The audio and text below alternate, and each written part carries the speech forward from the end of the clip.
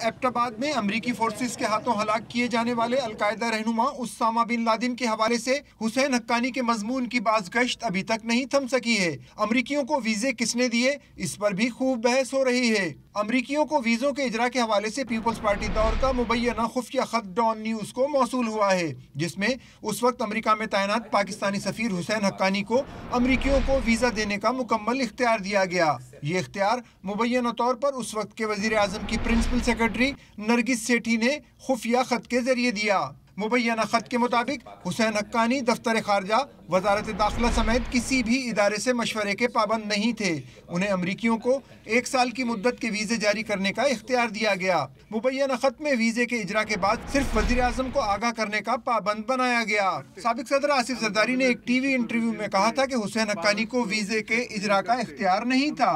میں نہیں سمجھتا ہوں کہ حسین نے یہ کہا ہے، نہ اس کو یہ رائٹ تھا کہ کسی کو ویزا دے سکے۔ امریکن ایمبیسی میں سفیر کے علاوہ اور بھی بہت لوگ ہوتے ہیں، وہ بھی اس کو سکرامبل کرتے ہیں ویزاز کو، اگر امپورٹنٹ ویزاز ہیں۔ خود امریکہ میں پاکستان کے سابق سفیر حسین حقانی امریکیوں کو خصوصی سہولت دینے کا خود بھی اعتراف کر چکے ہیں۔